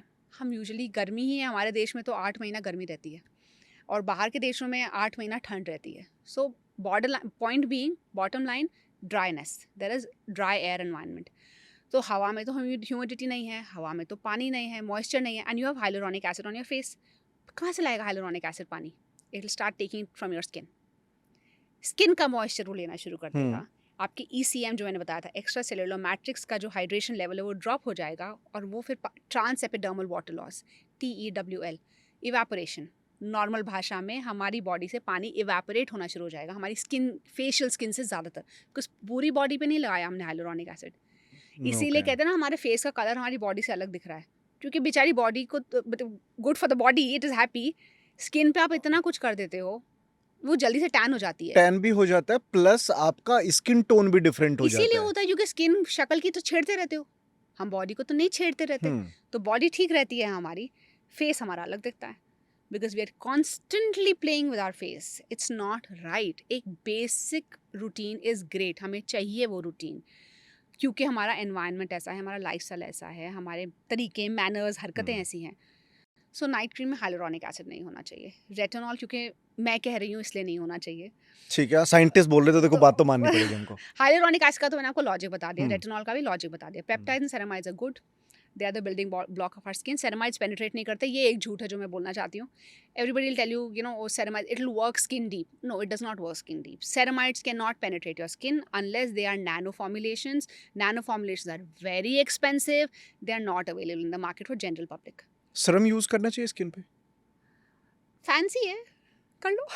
मतलब अच्छा फील गुड फैक्टर है, ज़्यादा पैसे हैं, ज़्यादा टाइम है, कर लो। मेरे को अभी ऐसा लग रहा है कि लड़कियां तो चलो अपनी स्किन का ध्यान रख ही पा रही है हाँ ठीक है अब लाइक अगर थोड़ा सा पुराने जमाने में जाए तो मुल्तानी मिट्टी इनका हाँ सबका हाँ हाँ यूज हाँ होता हाँ। था बट सडनली लड़कों ने कभी नहीं रखा लेकिन अब लड़के अपनी स्किन का ज्यादा ध्यान रख रहे हैं हाँ। कि आपने सुबह उठ के पूरा अच्छे से क्लिनजिंग भी कर रहे हैं ठीक है और आप उस पे सीरम भी हाँ लगा रहे हैं हाँ। फिर मॉइस्चराइजर भी कर रहे हैं प्लस उसके बाद फिर सनस्क्रीन भी लगा रहे हैं बट आपको ऐसे नहीं लगता कि इतने सारे हैवी प्रोडक्ट यूज करके आपको नहीं लगता कि कल को स्किन उनको कहीं ना कहीं तो वो हार्म होगा ही होगा या कोई ऐसी डिजीज आएगी ही आएगी जब आप इतना केमिकल लगा रहे हो तो नॉट मार्केटिंग, बट इसके ऊपर प्रोडक्ट का नाम क्या है? मेरे प्रोडक्ट का नाम reset. This is why, this is the whole thing that I am trying to tell, and thank you, आपने इसको खुद ही बता दिया. क्योंकि हम ये सब कुछ कर रहे हैं इसीलिए हमें इसकी ज़रूरत है. बिकॉज हमने इतना ख़राब कर दिया है हमारी स्किन को, ये सब कुछ लगा लगा कर. We need to fix our skin, otherwise हमारी skin largest organ of the body है. कितनी स्टूपिड हो सकती है वो? मतलब भगवान ने आपको स्किन को लार्जेस्ट ऑर्गन बना के दिया है, किसी तो लायक होगी, कुछ तो आता होगा उसको. कुछ नहीं आता उसे, सब कुछ आपको पता है. अभी हम इसे हाइड्रेट कर देंगे, अभी हम इसको एंटी पिगमेंटेशन लगाएंगे, अभी हम इसका रिंकल फ्री बनाएंगे, अभी हम इसको ग्लोई बनाएंगे, डूई बनाएंगे, प्लम्प करेंगे. The skin knows its job. मैं एक आप सवाल पूछूं आपसे? हाँ पूछिए. ये सवाल मुझे नहीं लगता आज तक किसी भी स्किन पॉडकास्ट में पूछा होगा किसी ने. सब आते हैं कि आप, मैं ब्रांड के नाम नहीं ले रहा किसी के भी, हाँ कि प्लीज. ये ब्रांड लगाओ, नहीं, ये ब्रांड क्यों लगाओ. किसी के हाँ ठीक है, बट एज ए साइंटिस्ट आप मेरे को ये बताओ, अगर हम कोई भी प्रोडक्ट यूज ना करें, हाँ. क्या हम अपनी स्किन को हेल्दी रख सकते हैं? यस. कैसे? तो कोई भी से मतलब है कि फेस वॉश ज़रूरी है, क्योंकि मुंह तो धोना है मुंह तो धोएंगे धोएंगे, है ना. हाँ. साबुन, अगर हाँ. आपका साबुन ऐसा है जो फेस के लिए अच्छा है, डुअल पर्पस साबुन है, तो हम्म, ठीक है. हम्म, अदरवाइज मुंह तो धोना पड़ेगा. हम्म, फेस पे वो साबुन मत लगाओ. अभी मैं 2-3 चीज़ें बताऊंगी हम्म, जो करनी ज़रूरी हैं, हम्म, और उसको हम कंसिडर करेंगे कि हम कुछ नहीं कर रहे हैं. क्योंकि अब अगर हम शुरू करते हैं कुछ नहीं करना, तो पहले के जो 38 ईयर्स हैं उसको कैसे आप एलिमिनेट करोगे अपने रूटीन से? मतलब 15-20 साल तक तो हम हमारे मम्मी पापा के कंट्रोल में थे. हम्म, उसके बाद हमने खाना अलग खाया, हमने स्किन पे बहुत कुछ लगा चुके हैं. हम यहाँ पे जितनी भी आपकी ऑडियंस होगी, उन्होंने किसी ना किसी टाइप का स्किन केयर करके कहीं ना कहीं अपनी स्किन को सेंसिटाइज कर दिया है. हम्म, तो अगर अब मैं ये बोलती हूँ कि हाँ, आपको किसी स्किन केयर की ज़रूरत नहीं है, ये प्रॉब्लम हो सकती है. बट अगर एक इंसान है जो जेन्युइन, अच्छा ऐसे बात करते हैं, गाँव में आपने देखा है बाल कितने अच्छे होते हैं, हाँ. स्किन कितनी अच्छी होती है, कुछ नहीं होता उन्हें, कुछ नहीं लगाते वो, हम्म. और वो नारियल का तेल लगाते हैं स्किन पे. हाँ, नारियल का जो मैं लगा लिया, बोल रही हूँ बालों कि, में सरसों का तेल लगा लिया. जो मैं कह रही हूँ नहीं लगाना चाहिए, आई एम सेइंग नहीं लगाना हम्म, चाहिए, पर वो लगाते हैं और उनकी स्किन को कुछ नहीं होता. उनके बालों को भी कुछ नहीं होता. क्यों? Because they are still untouched. वो लोग अभी भी हमारे जो सिटी लाइफ के चोचलेबाजी है उससे वो बचे हुए हैं ज़्यादातर गांव के हम्म, लोग. तो उनकी स्किन अच्छी है, उनके हेयर अच्छे हैं, उनका सब अच्छा है. तो उनको मैं ये बोल सकती हूँ कि आपको किसी चीज़ की ज़रूरत नहीं है, आप बस जो कर रहे हो करते रहो. क्योंकि उनका लाइफस्टाइल ऐसा होता है, उनका एक एक्टिव लाइफस्टाइल होता है. हम्म. उनकी कैसे भी करके पसीना एक बार दिन में अच्छा खासा छूट ही छूट जाता ही है. जाता है, राइट. वो टॉक्सिन्स को एलिमिनेट कर देता है, वो इंटरनल क्लेंजिंग हो जाती है. उन्होंने बचपन से ही घर का दूध, घी, दही खाया है, खेतों का ही उगा हुआ वो हम्म, गेहूँ खाएंगे, खेतों की ही सब्जी खाएंगे, 4 सब्जी उगाएंगे वही 4 सब्जी खाएंगे. ये सबसे न्यूट्रिशनल वैल्यू बढ़ती है. ये जो है ना रोज़ रोज़ नया नया खाना खाना, आज कुछ नया बनाएंगे, ऐसा नहीं होता है. न्यूट्रिएंट वैल्यू बनाए रखने के लिए आपको रोज़ एक ही चीज़ करनी है. कंसिस्टेंसी इज़ की टू एवरीथिंग. लाइफ में कंसिस्टेंसी बहुत ज़रूरी है. तो स्किन केयर नहीं ज़रूरत है, वो उस कैटेगरी के लिए अप्लाई करती है, पर हमारे सिटी पीपल के लिए ये नहीं हो सकता. तो इसको हम मिनिमाइज़ कर सकते हैं. मिनिमाइज में एक फेस वॉश, क्योंकि स्किन को साफ करना ज़रूरी है. धूल मिट्टी हमारे देश में हमेशा से रही है, गर्मी में आंधी चलती है, वो धूल हमारे फेस पे चिपकेगी चिपकेगी, उसको हटाना ज़रूरी है. All are skin are sensitized, तो फेस वॉश. सेकेंड एक मॉइस्चराइज़र. हम्म, मॉइस्चराइज़र क्योंकि जब हम फेस वॉश करते हैं तो हम हमारे स्किन का जो सीबम होता है, ऑयल जो सर्फेस पे होता है, पेरिफेरल सर्फेस पे होता है, उसको हम धो देते हैं. तो धोने के बाद स्किन एकदम से ड्राई फील करती है. उस टाइम पे सेंसिटिविटी और बढ़ सकती है, इसलिए आप मॉइस्चराइज करके आप उसको लॉक कर दो. Hmm, that is one. Third is एक फेस वॉश हो गया, एक आपका मॉइस्चराइज़र हो गया. लिप बाम आई वुड से दिन में एक बार बहुत है, and this is enough. Basic face wash moisturiser सुबह के लिए. शाम को cleanse your face, hmm, double cleanse क्यों हम्म. ज़रूरी है? ताकि आपको ये कॉफ़ी स्क्रब और वो स्क्रब और ये स्क्रब ना यूज़ ना करना यूज पड़ रहा करने है. पड़े, ओके. बिकॉज स्किन रफ होएगी, हम्म, हम बाहर जाएंगे, धूल मिट्टी लगेगी, सीबम प्रोडक्शन हो रहा है, पोर्स क्लॉग होएंगे. पोर्स क्लॉग होते ही कहानी शुरू होती है स्किन खराब होने की, जो कोई नहीं बताता है. ओके. जैसे ही आपके पोर्स क्लॉग होंगे, आपके फेस पे पिगमेंटेशन बनना शुरू हो जाएगी, आपके फेस पे ब्लैक हेड्स आने शुरू हो जाएंगे, वाइट हेड्स आने शुरू हो जाएंगे, इन्फ्लेमेशन होनी शुरू हो जाएगी, एक्ने आनी शुरू हो जाएगी, बैक्टीरियल इन्फेक्शन होना शुरू हो जाएगा. आप ऐसा सोचो, पोर्स जो है आपकी स्किन को सांस दिलाते हैं, आपकी स्किन सांस नहीं ले पा रही है, इट्स सफोकेटेड. तो सफोकेटेड स्किन अंदर से क्या क्या नहीं करेगी अपने आप को बचाने के लिए. So in the evening I would say cleanse yourself two ways. One is an oil cleanse with an oil formulation जो आपकी स्किन को कॉपी हम्म, करे. Then you wash your face and then you moisturise, जो आपने कहा night cream, वो ज़रूरी है क्योंकि हम सब एसी में सोते हैं। तो नाइट क्रीम जिसमें सेरामाइड्स हो, पेप्टाइड्स हो, ज़्यादा हाइड्रेटिंग हो। नहीं, एसी में सोते का क्या मतलब एसी से भी स्किन में प्रॉब्लम होती है? हाँ, क्या? तो एसी इज़ कंप्रेस्ड एयर और वो डिहाइड्रेटेड एयर होती है। हुँ। और डिहाइड्रेटेड मतलब उसमें पानी नहीं है, मॉइस्चर नहीं है, और वही गोल गोल गोल गोल पूरी रात घूमती रहती है। तो अगर स्किन डिहाइड्रेटेड है, मैंने कहा था dry skin is a bigger problem than oily skin. Okay. आपने नोटिस करा है, I don't know, do you have oily हुँ। स्किन? मेरी ऑयली है। तो आप रात को जब आप अभी तो एसी चलने शुरू हो गए हुँ। हैं, आप जाके नोटिस करना, when you sleep at night आपकी स्किन इतनी ऑयली नहीं होएगी, पर आप धूप में घूमोगे तो आपकी स्किन एकदम से ऑयली हो जाती है। हुँ, हुँ। क्यों? गर्मी में ऑयली क्यों हो जाती है खुले एनवायरनमेंट में, पर एसी में एकदम से ठीक हो जाती है? बिकॉज़ वो वो वाटर इनटेक मेरी स्किन से ही ले रहे हैं, राइट? एग्जैक्टली वो हाइड्रेशन जो है, हाइड्रेशन, राइट। वो जो स्किन है इवेपोरेशन ज़्यादा हो रहा है because the water content is varied. जैसे जो मॉइस्चर है in the air and the moisture in your skin वो अलग है। तो ट्रांस एपिडर्मल वाटर लॉस जो मैंने पहले भी बताया था, वो हुँ। बढ़ जाता है। तो जब वो बढ़ जाएगा आपकी स्किन ज़्यादा ड्राई और डिहाइड्रेटेड हो जाती है। इसीलिए कूलर ज़्यादा अच्छा है। एसी में इन्फेक्शन भी ज़्यादा होते हैं हवा में, क्योंकि एसी क्या करता है, वही हवा को गोल गोल गोल गोल पूरी रात घुमाता रहता है बंद कमरे में। कूलर क्या करता है, कूलर बाहर की हवा अंदर लाता है, फिर अंदर की हवा बाहर जाती है, फिर बाहर की हवा अंदर आती है, ऐसे ही हुँ, होता है। हुँ। सो वो उधर इन्फेक्शंस भी कम होते हैं, ह्यूमिडिटी भी ज़्यादा होती है। तो वो एक्चुअली हमारी स्किन के लिए बेटर होता है, हमारी बॉडी के लिए, हमारी हेल्थ के लिए ज़्यादा बेटर होता है। कूलर्स ऑब्वियसली उसका वो वाटर टैंक है, उसको सफाई रखो, otherwise coolers is better than AC for everything. But yes of course AC is more comfortable. Comfortable, हाँ, नहीं तो यहाँ पॉडकास्ट नहीं होता, कूलर की आवाज़ ही आती रहती है पीछे से। तो टेक्नोलॉजी अच्छी है, पर उसके साथ हाँ। कुछ प्रॉब्लम्स आती हैं, वो प्रॉब्लम्स को हमें केटर करना पड़ेगा। जैसे एक बॉडी की एज होती है, हाँ, ठीक है? और हमारे हर एक ऑर्गन्स की एक एज डिफाइन है पहले से हाँ, ही। स्किन की भी कोई एज होती है? ओके। तो मैं एक स्टोरी सुनाती हूँ, हुँ, छोटी सी। ठीक है। आप हम सब ने सुना है, और मुझे ना बहुत बुरा लगता है, I don't know, personally I take it very personally, जब लोग कहते हैं कि ये ना कहानियाँ हैं। हुँ, तो ये कहानी हम सब ने सुनी है कि हमारे वो कहते हैं कि हनुमान जी अभी भी हैं, और नीम करोड़ी बाबा, और कितने लोग, कितने पहले से हुँ, जो साधु वाधु थे, वो 100 200 साल, 300 साल जीते थे, हुँ, राइट? ये सच है। ये सच है तो चलो ठीक है, फार क्राई हो सकती है, पर ये सच हो सकता है। जापान में 120 इयर्स तक, 100 साल तक नॉर्मल सा हो गया है। पीपल लिव हाँ, up to 100 years of age. पहले 60-70 होता था, पर आज से कई हंड्रेड्स ऑफ इयर्स पहले इंडिया में बहुत कॉमन है ये स्टोरी कि वो 200 साल के थे, वो 300 साल के साधु थे, वो 400 साल के साधु थे। तो हमारी स्किन की और हमारी बॉडी की एक एज होती है, पर अगर हम चाहें तो हम उस एज पे एक्चुअली काम कर सकते हैं, क्योंकि वो जो 400 साल वाले साधु थे वो सच थे। तो अभी इसको हम मॉडर्न साइंस के हिसाब से बात करते हैं। एक चीज़ होती है सर्टुवेंस, ये एक हुँ, मॉलिक्यूल होता है हमारी हुँ, बॉडी में। इनको आप ऐसा समझो कि ये हमारी बॉडी के गेट कीपर है, ठीक है, बॉडी गार्ड टाइप। तो हमारे हार्ट के मान लेते हैं 20 सर्टुवेंस हैं, हमारे ब्रेन के 20 सर्टुवेंस हैं, हुँ, स्किन के 20 हैं, लंग्स के 30 है, ऐसे कर करा के हर ऑर्गन के कुछ सर्टुवेंस हैं। सर्टुवेंस हैं, गेट कीपर्स हैं, क्या करते हैं, उस चीज़ का ध्यान रखते हैं। तो हार्ट का सर्टुवेंट हार्ट का ध्यान रखेगा, लंग का ध्यान रखेगा, ऐसे करके चलता रहता है। पर फिर हमारा लाइफस्टाइल आता है, फिर हमारी हरकतें आती हैं, उसकी वजह से क्या होता है, इन्फेक्शंस होते हैं, हम जल्दी जल्दी बीमार होते हैं, जल्दी जल्दी इन्फ्लेमेशन होती है।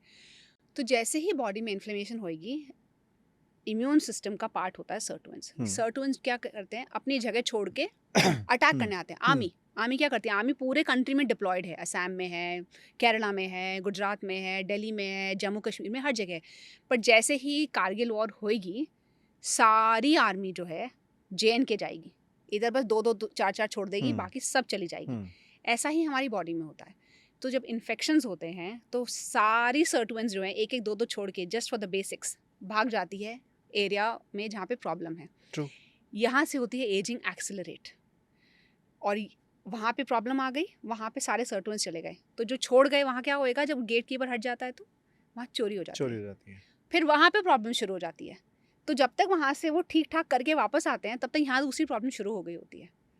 तो एक आइडियल वर्ल्ड सिनेरियो में अगर हम बात करें, अगर मान लें हम अपने आप को बेस्ट से बेस्ट एक्सरसाइज करें, हुँ, बेस्ट से बेस्ट तरीके से खाना खाएं, तो एक्चुअली हम एजिंग को स्लो डाउन कर सकते हैं। you can actually slow down. आपने देखा होगा ना, some aunties are there, some men, some boys, जो at a certain age काफ़ी यंग लगते हैं. हाँ देख के लगेगा नहीं कि ये इतने अभी तक कैसे इनके बाल नहीं ग्रे हुए, इनकी ग्रे। स्किन इतनी अच्छी है, ये तो 40 इयर्स के नहीं लगते, ऐसा कैसे हो सकता है? इसमें 2 चीज़ होती है. एक होती है genetics, of course genetics plays a huge role. Second होता है लाइफस्टाइल. वो बचपन से ही छोटी कुछ ऐसी चीज़ें करते आ रहे हैं, बचपन से शुरू होता है. लेकिन ये नहीं है दैट आप 40 पे 50 पे शुरू कर दोगे. शुरू कर दो 40-50 पे शुरू करोगे तो फ़र्क पड़ेगा, पर अगर आपने 20 पे शुरू करा होता तो इट कंपाउंड्स. वो कहते हैं कंपाउंड इंटरेस्ट. म्यूचुअल फंड में डालो तो 15 साल बाद दिखता है, जल्दी जल्दी मत निकालो. Same goes for the body. आप म्यूचुअल फंड में 15 साल 20 साल का इन्वेस्टमेंट करके वेट कर सकते हो कि 20 साल बाद कंपाउंड करेगा, तो आप अपनी बॉडी पे 15 साल काम क्यों नहीं कर सकते? आपको रेटिनॉल लगाकर एकदम से रिजल्ट क्यों चाहिए? Let's say you are 30 now, अब भी लाइफस्टाइल चेंज करो. ठीक है, पहले खराब था, अब चेंज कर दो. 50 पे आप 50 के नहीं लगोगे, बट 20 साल कौन काम करेगा? म्यूचुअल फंड में पैसे पे आप काम करा सकते हो, अपनी बॉडी पे काम नहीं कर सकते. True. So answering your question, yes, हमारी स्किन की, हमारी बॉडी की एज होती है जो स्टेम सेल्स से चलती है. जैसे स्टेम सेल्स होते हैं 2 मेजर टाइप के होते हैं. एक होता है टोटीपोटेंट, एक होता है प्लूरीपोटेंट. टोटी होते हैं जो सिर्फ बेबी बॉर्न होने से पहले होता है, तो उसकी कहानी इंपॉर्टेंट नहीं है क्योंकि वो हम यूज़ नहीं कर सकते. प्लूरीपोटेंट स्टेम सेल क्या होते हैं, धीरे धीरे बढ़ते जाते हैं और उनकी एज बढ़ती जाती है. उसको डिफ्रेंशिएशन कहते हैं. तो ये डिफ्रेंशिएट होते जाते हैं. जितनी ज़्यादा डिफ्रेंशिएशन होती जाती है उतनी ज़्यादा एजिंग होती जाती है, जितनी ज़्यादा स्पेशलाइजेशन होती जाती है. तो पर इसको हम कंट्रोल कर सकते हैं by good diet, by controlling stress. धूप में ज़रूर जाना चाहिए. बट कब जाना चाहिए? Like what is the correct time कि आप मॉर्निंग में जा रहे हो, इवनिंग में जा रहे हो? बिकॉज अभी तो 45-46 डिग्री का टेम्परेचर एक हो बात जाएगा. बताओ, आप दोपहर को 3 बजे धूप में जाते हो? देखो मेरा तो काम ही वैसा है ना, तो मुझे चलो, तो निकलना आप ही पड़ता मतलब है. आपसे मेरा मतलब है कि अगर आपके पास काम नहीं है तो आप 3 बजे धूप में जाओगे? नहीं. अगर आप 3 बजे धूप में जाए, आपका काम भी है 3 बजे धूप में, तो आप क्या तपती धूप में 3 बजे घूमते हो? हाँ मतलब कई बार साइट पे अगर मैं मान लो मेरे को विजिट करना तो मैं घूम भी तो हम लेता हूँ. छाया ढूंढेंगे या हाँ धूप में खड़े रहेंगे? नहीं खड़े रहेंगे, बट जनरली निकलता तो है, उतना तो नॉर्मल है. नॉर्मल है ना, चलते हाँ, फिरते वाली हाँ, धूप लगेगी. हाँ. पर ऐसा तो नहीं है कि सुबह 3 बजे सर पे हमारे धूप है और हम खड़े हैं धूप में, छाया ढूंढ लेंगे, कोई कपड़ा ओढ़ लेंगे, कुछ कर लेंगे ना. तो एक क्वेश्चन क्यों पूछा जाता है? मैं यही पूछना चाह रहा हूँ कि क्या कोई वही बता सनलाइट रही का हूँ हाँ मैं बता रही टाइम हूँ. होता है या नहीं? ये बहुत ही स्टूपिड क्वेश्चन है. हाँ. किस टाइम पे धूप में जाना है? तुम हम्म. पागल थोड़ी हो. हाँ. तुम्हारे पास अक्ल है ना. ऑब्वियसली तुम्हें 3 बजे धूप में खड़े होने के लिए कोई नहीं बोल रहा है. द आइडिया इज सुबह से लेके दोपहर के 2 बजे तक. देखो, सन रेज 2 टाइप की होती है मेजर, ए और B, UV A UV B. UV A जो है वो हमें विटामिन डी प्रोवाइड नहीं करती. ओके, यूवी बी जो है वो हेल्प करती है विटामिन डी हमारी बॉडी में प्रोड्यूस करने के लिए. सो हमें यूवी बी चाहिए, पर यूवी बी ही एक्चुअली डैमेजिंग भी होती है. और हमारे कंट्री में यूवी बी कम भी होती है. तो धूप में आपको जाना ज़रूरी है. कब जाना चाहिए? 2 बजे से पहले पहले. ठीक है. ओके. और अब जाने का मतलब ये नहीं है, मैं ये नहीं बोल रही हूँ कि जाके आप धूप में 1 घंटा लेट जाओ. I am not saying that. Sunscreen लगा लो, लगाते रहो. केमिकल है, उससे कैंसर ज़्यादा होएगा, उससे स्किन ज़्यादा ख़राब होती है. People are not telling that. गर्मी में खास करके हम सनस्क्रीन कौन सा यूज़ करते हैं? जो वाटर प्रूफ हो, ताकि स्वेटिंग होएगी तो सनस्क्रीन निकलेगा नहीं. आप इमेजिन करो कि कुछ इतना थिक और इतना रिजिलियंट आपके फेस पे बिठा रखा है आपने. वो सेंसिटिविटी कॉज करता है, वो आपके पोर्स को क्लॉग करता है, वो आपको एक्ने देता है, आपको वाइट हेड्स देता है, आपको रैशेस देता है. सनस्क्रीन धूप से बचाता है और ये सारी चीज़ें आपको एडिशनल गिफ्ट में देके जाता है. तो आप रिकमेंड करते हो नहीं लगाना चाहिए? मैं तो नहीं लगाती. मैं तो आज तक नहीं लगाया. बीच में मैंने लगाया था 1-2 साल, when I was I think 25-26 years old, और मुझे तो बहुत ही अजीब सा फील होता था ऑन माय स्किन. फिर मैंने बिल्कुल बंद कर दिया because I just didn't like how it felt. But उस टाइम पे सनस्क्रीन इतने अच्छे नहीं आते थे.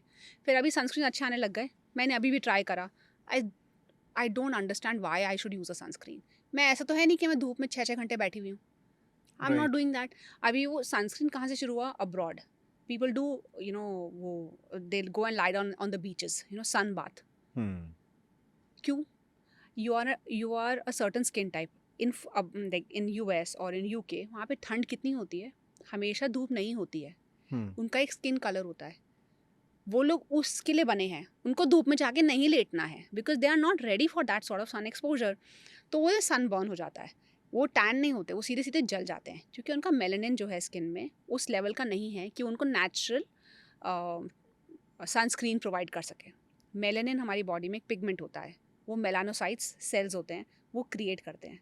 जो हमारी स्किन का जो कलर होता है ना, वो मेलानिन से डिपेंड करता है कि अगर मेरी स्किन में ज़्यादा मेलानिन है तो मैं towards more darker wheatish complexion पे जाऊंगी। अगर मेरी स्किन में मेलानिन कम है तो मैं ज़्यादा वाइटर स्पेक्ट्रम फेयर पे कॉम्प्लेक्शन में जाती जाएंगे। हूँ। ओके।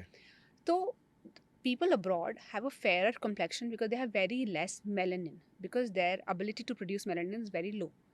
तो उनको धूप में ज़्यादा नहीं जाना है। अब अगर ऐसा इंसान धूप में जाएगा तो उसको तो स्किन कैंसर होगा ना। बिल्कुल होगा। तो वहाँ का सनस्क्रीन, क्योंकि उधर स्किन कैंसर हो रहा है, तो हम भी लगाएंगे। मैंने कहा था ना, ये बड़ा साइंटिफिक है, मेरे को नहीं पता था हम इसके बारे मेलानिन में। हमारी स्किन में है, हम धूप में जाते हैं, हमें टैनिंग हो जाती है। वो टैनिंग क्यों हो रही है? क्योंकि हमारी बॉडी बेवकूफ़ नहीं है, उसको पता है कि अभी मेलानिन ज़्यादा प्रोड्यूस करके, जैसे इतना मेरा हाथ है, अभी गर्मी में मेरी पूरी बॉडी टैन नहीं होती, सिर्फ जितना मेरा दिखेगा हाथ धूप में वही टैन होता है, क्योंकि उस एरिया पे फिर लाइक आई सेड सर्टुइन पाथवे है, हमारी बॉडी एकदम से वहाँ पे सपोर्ट भेजती है। प्रोटेक्ट करती है। तो tanning is basically a supporting system of your body. Yes, tanning is a supporting system. बार बार आप टैन होते जाओगे, बार बार होते जाओगे तो स्किन डैमेज हो जाएगी। डैमेज हो जाएगी, राइट। बट कभी कभार जाने से, हल्के फुल्के टैन से कुछ नहीं होता। Cell turnover, I told you, धीरे धीरे नया सेल आएगा, वो टैन ठीक हो जाएगा। अभी मार्केट में कितने प्रोडक्ट हैं डी टैन, ये एक और बहुत बड़ा झूठ मेरा है। यही सवाल था कि आपने ये सवाल बड़ा लोगों से सुना होगा या हाँ लोगों ने पूछा होगा कि यार फेस पे ना बहुत टैनिंग हो गई है हाँ या नेक पे बहुत टैनिंग हो गई है, हाँ, मैं डी टैन करा लेता हूँ। Is it safe? No, de tan bleach से फर्क पड़ता है, इमीडिएट डिफरेंस दिखता है, पर ब्लीच बहुत हार्मफुल केमिकल होता है। क्या हो जाएगा अगर आप 20 दिन थोड़े से डार्क दिख जाओगे तो? Skin will manage. But yes, like I said, obviously हम बार बार बाहर जाएंगे तो बार बार टैनिंग होगी तो डैमेज हो जाता है स्किन। उस डैमेज से बचाने के लिए hydrate your skin. Cell turnover क्या होता है? जैसे कोई सेल डैमेज हो गया तो सेल क्या होता है? सेल माइग्रेट होते हैं। There is cell migration, there is cell proliferation. पहले सेल अडेयर करता है, चिपकता है। मैंने ईसीएम बताया था, स्पंज। उस स्पंज पे पहले सेल चिपकेगा, दैट इज सेल अडेशन। फिर होता है सेल प्रोलिफरेशन, फिर वो चिपक चिपक के मल्टीप्लाई करना शुरू करते हैं, उसको कहते हैं प्रोलिफरेशन। फिर कहते हैं माइग्रेशन। फिर वो सेल फैलना शुरू करता है, वो फैलने वाली प्रोसेस को कहते हैं हीलिंग, क्योंकि वो फैल कर उस कट को, उस डिहाइड्रेटेड स्किन को, वो टैंड स्किन को कवर करना शुरू करता है। तो अगर ज़्यादा डिहाइड्रेटेड स्किन होगी, ज़्यादा डैमेज स्किन होगी, तो सेल जो है ना वो कूद नहीं सकता है, इसीलिए स्कारिंग भी होती है। सेल को हाइड्रेशन चाहिए, सेल को एक फ्लूइड सिस्टम चाहिए, सेल को एक ब्रिज चाहिए ताकि वो आराम से मूव कर पाए, आराम से माइग्रेट कर पाए। Cell migration should happen. जितना इजी सीमलेस सेल माइग्रेशन होगा उतना ही बेटर हीलिंग होगी। तो आप स्किन को हाइड्रेटेड रखो, आप स्किन को करेक्ट ऑयल्स लगा दो, आप स्किन को मॉइस्चराइज कर लो, give it the support that is needed for cell migration, for optimal cell turn over. Tanning तो 20 दिन में ही जाएगी, आप कुछ भी कर लो, पर तरीके से चली जाए, तरीके से स्किन जाएगी। हील हो जाए, उसके लिए प्रोडक्ट आप अगर कोई अच्छे बनाए तो काम आएगा, ताकि डैमेज लॉन्ग टर्म ना हो। बिकॉज हम बार बार टैन होते हैं, जो होना चाहिए, हमें धूप में जाना चाहिए। धूप अच्छी है, जादू। मुझे लोग बात जादू। कहते तुम जादू हो क्या? I am like maybe I love the sun. I think धूप में जाना चाहिए। क्या एंटी एजिंग क्रीम से सच में एंटी एजिंग रुक जाती है? आप लगा के मुझे बताना। मैं देखो, हाँ मैं देसी, ठीक है। मतलब मैं भी हमारा हूँ हमारा देसी। हमारा जो स्किन केयर रूटीन है ना, हमारा सबसे पहला स्किन केयर रूटीन इनसाइड से है कि अगर मेरा डाइट ही अच्छी नहीं होगी, हाँ, product is a secondary, yes, हमेशा प्रोडक्ट है इज ना। सेकेंडरी। हाँ, product is yes, secondary for me. Correct. कि भाई पहला जो मेरा स्किन रूटीन है वो मेरा डाइट है, हाँ, मेरा वर्कआउट है, करेक्ट कि करेक्ट। मैं अपना लाइफस्टाइल को किस तरीके से रख रहा हूँ। हाँ, प्रोडक्ट इज सेकेंडरी। तो या क्या एंटी एजिंग क्रीम यूज करनी चाहिए? मुझे ना एंटी एजिंग टर्म बहुत बुरी लगती है। और पहले तो ना आप बूढ़े हो रहे हो ना, ये आपकी किस्मत है। आप क्या बहुत बुढ़ापा देख पा रहे हो? दे आप बुढ़ापा देख पा रहे हो। लोग 40 पे दे आर हाँ, going, you know, they are dropping like flies. मतलब अगले दिन सुबह उठ ही नहीं रहे हैं पता ही नहीं हो फॉर नो रहा। रीजन। मतलब सडनली हम्म। कार्डियक अरेस्ट आ रहा है। So first of all please जाके भगवान को थैंक यू बोलो कि भगवान धन्यवाद कि मैं बूढ़ी हो रही हूँ, बूढ़ा हो रहा हूँ। That's one. फिर आता है एंटी एजिंग। तो एंटी एजिंग क्रीम नहीं काम करती, एंटी एजिंग कुछ नहीं होता है। But yes, you can age gracefully. मैं नहीं कह रही हूँ कि कुछ मत करो, स्किन को एकदम ख़राब कर दो, क्योंकि कुछ नहीं करना चाहिए, नेचुरल रहना चाहिए। मैं भी नहीं रहती तो मैं किसी को कैसे बोल सकती हूँ? तो I also do the right things ताकि मेरी स्किन यूथफुल रहे, मैं अच्छी दिखूं। किसको अच्छा दिखना नहीं अच्छा हमारी लगता? दादी तो मतलब 85 की थी, वो 85 में वो अपने फेस पे मुल्तानी मिट्टी का लेप लगा के बैठ जाती है, पर वो हमारी चमकती दादी, थी। हाँ, पर हमारी दादी तो देसी गाय का देसी घी खाती थी ना। आप हाँ। कहाँ से लाओगे देसी गाय का देसी घी? It is medicine. देसी गाय का देसी घी तो दवाई है। इट्स वो अमृत है, अमृत। आपको अमृत अगर मिल जाएगा तो किसी चीज़ की ज़रूरत नहीं है, पर वो हम्म, अमृत कहाँ से लाओगे? बहुत लोग हैं मार्केट में कहते हैं देसी घी, देसी घी, देसी हाँ। गाय का देसी घी। लोगों ने व्यापार बना लिया है। हमारा जीवन व्यापार बन चुका है। सो हाँ, तो दादी से नहीं हम्म, कंपेयर कर सकते, क्योंकि वो देसी गाय का देसी घी खाती थी। जो घर की गाय थी, जो हम्म, उसको वो उसके खेतों में जाके चरती थी, उसको कोई स्ट्रेस नहीं था, वो बिना स्ट्रेस के चरती थी, आराम से अपनी मर्जी से जब आती थी तो हम्म, आ जाती थी। हम्म, फिर उसको आराम से जितना उसको दूध देना था उतना वो दूध देती थी, और उसका तरीके से बिलो कर घी निकाला जाता था। हम्म, पूरी दिन घी दूध पकाते थे, फिर दही जमाते थे, फिर उस दही को हाथ से चर्न करते थे, फिर उसमें से घी निकलता था। अभी तो सब मशीन में होता है। तो अगर देसी गाय है भी, तो भी क्या इतनी लंबी जो प्रोसेस है घी की, जो लस्सी से बनना चाहिए, वो क्या बन रहा है? लस्सी वाला घी आप खा लो, फिर आपको किसी स्किन केयर की ज़रूरत नहीं है। वाह। कुछ लोगों तो ने देखा ना कि मलाई भी लगा लेते हैं फेस पे, हाँ, हेल्प करता है कुछ? इंस्टेंट ग्रैटिफिकेशन है, मतलब थोड़ी देर के लिए एक अच्छा सा फीलिंग आ जाती है। हम्म, इमोशनल इफेक्ट आई थिंक ज़्यादा है, ओके। इमोशनल वैल्यू हम्म, ज़्यादा है DIY चीज़ों की than really it making any difference. कोई बुराई नहीं है, हम्म, बट ये है दैट मुंह ज़रूर अच्छे से धो लेना उसके बाद, because it's just so oily कि चिप चिप। फेस पे छोड़ हाँ, जाएगा। और किसी की हाँ, अगर ऑलरेडी ऑयली। सेंसिटाइज स्किन है, प्रॉब्लमैटिक स्किन है, एक्ने प्रोन स्किन है, हम्म, तो प्रॉब्लम और बढ़ जाती है। ड्राई स्किन वालों के लिए ये अच्छा तरीका है, ओके। यू अप्लाई मलाई। अभी एक ट्रेंड और आ रहा है, हाइड्रोफेशियल। हाइड्रोफेशियल, मैं सही प्रोनाउंस कर रहा हूँ? हाँ ठीक है। हाँ, ये क्या है? और ये क्या है ना, हाँ, मतलब क्या है ये? लेना वही तो, ये चाहिए? क्या है ये? ये लेना चाहिए लोगों को? Again instant gratification. आपके पास अगर बहुत पैसे हैं और आपके पास अगर बहुत टाइम है, तो हुँ, ज़रूर जाइए और हाइड्रा फेशियल कराइए। आपको 1-2 दिन के लिए ग्लो मिलेगा। हाइड्रा फेशियल क्या है? बेसिकली हाइलुरोनिक एसिड, हुँ, जो मैंने कहा था स्किन पे पेनिट्रेट नहीं करता है। तो ये माइक्रो नीडल्स होती हैं, एक इंजेक्टर जैसा, पेन जैसे होता है। हुँ, उस पेन के अंदर आप सोचो कि पेप्टाइड्स, सेरामाइड्स, हाइलुरोनिक एसिड, ये सब कुछ इंग्रेडिएंट्स भर देते हैं, और फिर उसको नीडल से टक टक टक टक टक टक टक टक कर कर आपके स्किन पर। हुँ, और वो माइक्रो नीडल्स होती है, तो ऐसा नहीं है कि आपको कुछ पेन हो रहा है या कोई ब्लड निकल रहा है, ऐसा कुछ नहीं होता। सब इन्वेसिव है, पर नॉन इन्वेसिव वाली ही फील होती है। कोई ओके। डाउन टाइम टाइम नहीं होता है। हुँ, मतलब डाउन टाइम मतलब कि एक होता है कि आप प्रोसीजर करा के आते हैं तो रेडनेस या इन्फ्लेमेशन कुछ रह जाए फेस पे, ऐसा कुछ नहीं होता है। You will come out with a glow, but वो ग्लो 2-3 दिन का ही होता है। And it's a facial, just a fancy facial.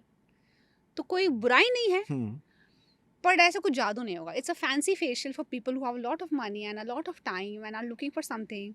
हाँ, कोई बुराई नहीं है, कुछ खराब नहीं करेगा। पर अगर लग रहा है कि आप, because see it come I think 12,000 rupees का एक सिटिंग होता है। एंड इट्स अगर वेरी आप, expensive. It is very expensive, तो अगर आप 12,000 रुपये रेगुलरली लगाने को तैयार हैं, let's say you do it twice a month और थ्राइस अ मंथ, तो ऑफ कोर्स आपको उस टाइप का ग्लो रहेगा, क्योंकि लाइक आई हुँ, सेड वो 2-3 दिन लास्ट करता है।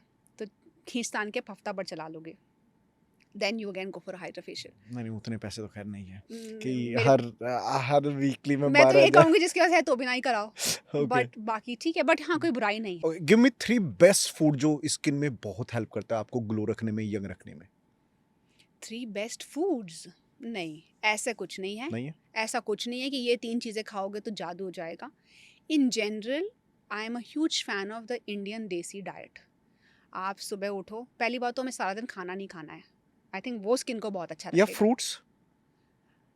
Let's not overdo fruits and salads. Hmm, ये ना बहुत बड़ा एक गिमिक बन चुका है, एक और मार्केटिंग की, फ्रूट्स खाओ, सैलड खाओ। गाय नहीं है हम इतना सैलड नहीं पचा सकते हैं। नहीं पचेगा, इट इज सेल्यूलोज। हाँ, सेल्यूलोज आर हाँ, बॉडी कैन नॉट डाइजेस्ट। हुँ, गाय आपने देखा होगा वो रूमिनेट करती है, हुँ, जुगाली जिसको कहते हैं, हुँ। वो बार बार चबाती 24 रहेगी। घंटे मूवी चलाते रहो। हाँ, हाँ, वो क्यों करती है ऐसा? बिकॉज उसकी गट में कुछ एंजाइम्स होते हैं, पर उसके लिए वो बार बार वापस भेजते हैं, फिर वो और ब्रेक डाउन करती है, फिर वो वापस जाता है, फिर इसको कहते हैं चूइंग द कड।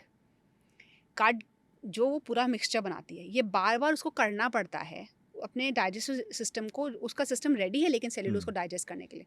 हमारा सिस्टम में सेल्यूलोज डाइजेशन नहीं होती, और हम वो चूइंग द कट प्रोसेस नहीं करते।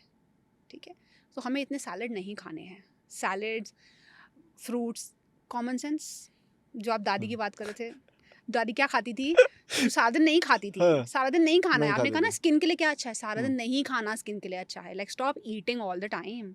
आप छोटे बच्चे नहीं हो कि आपको न्यूट्रिशन चाहिए और आपकी हाइट बढ़ रही है, so you need to eat all day long. आपकी उम्र आ गई है, तो ओके। प्लीज़ दिन में 2 ही बार खाओ, बहुत है। वैसे मैंने ये पढ़ा भी था कि जितना कम आप खाओगे, हाँ, ये एंटी एजिंग पे था येस दैट्स व्हाट आई कि एम सेइंग। जितनी 24 घंटे में जितनी मील आप कम रखोगे, आपकी स्किन उतनी हेल्दी रहेगी। येस, तो आपने कहा ना भूख लग जाती है, कुछ भूख लगनी अच्छी है। हुँ, आपकी बॉडी को थोड़ी भूख लगने दो, बिकॉज जब भूख लगती है ना, that is when the healing begins, that's when the healing kicks in into our body. जब हमारे डाइजेस्ट सिस्टम को रेस्ट मिलेगा तभी तो बॉडी बाकी काम करेगी। See, digestion is a very intensive process. आप खाना खाते हैं तो आपको हैवी फील होता है। हैवी क्यों फील होता है?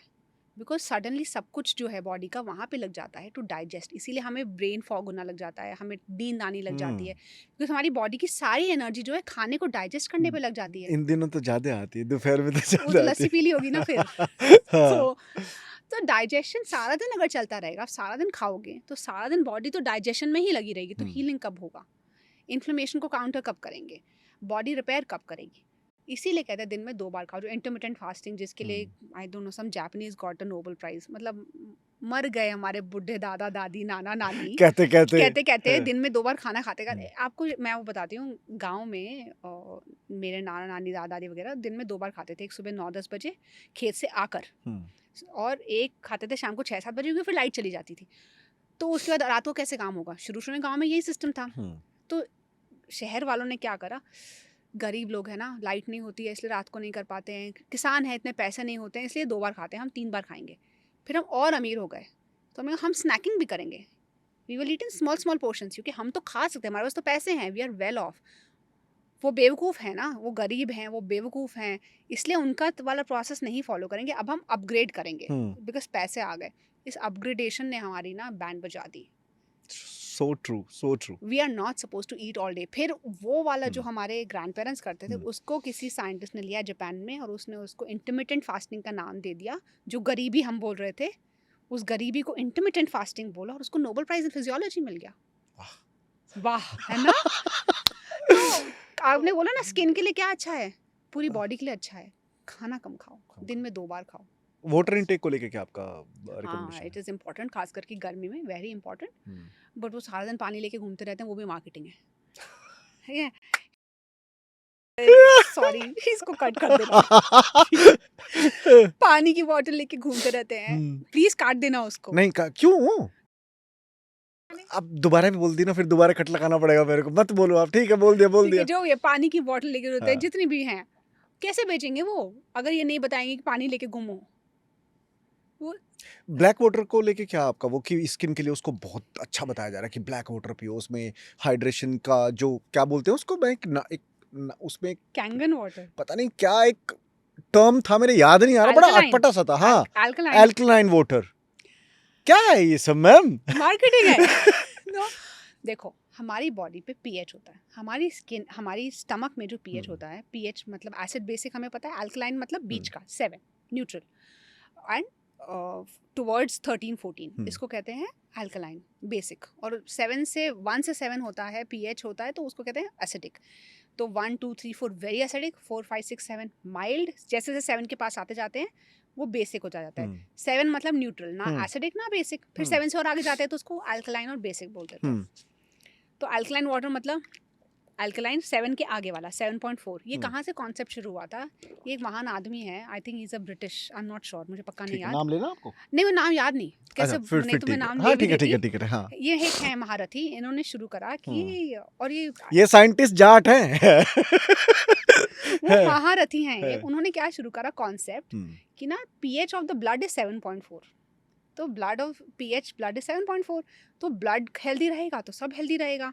तो हम बायोमाइमेटिक्स वो गलत ऐसे यूज़ करी इन्होंने, तो उन्होंने कहा हम मिमिक करते हैं ब्लड के पीएच को, तो हुँ। इसीलिए अल्कलाइन वाटर बनाते हैं, पानी बनाते हैं जिसका पीएच 7.4 हो, तो ब्लड का पीएच और पानी का पीएच सेम होएगा। इक्विवेलेंट हो जाएगा। तो हम वो पानी पिएंगे तो हमारा ब्लड एकदम से एक्सेप्ट करेगा उसको और वो हुँ, काम करेगा। ऐसा नहीं होता। हमारे ब्लड, जब हम जब पानी पीते हैं, वो हमारी फूड पाइप से लेकर खून में नहीं मिक्स हो जाता है, एग्जैक्टली मैं भी वो वही पहले बोलने हमारे वाला था। स्टमक में जाता है। हाँ everything that we eat will go to our stomach. Stomach में हमारा पीएच होता है हाईली एसिडिक, अबाउट 4 to 5 के बीच में होता है।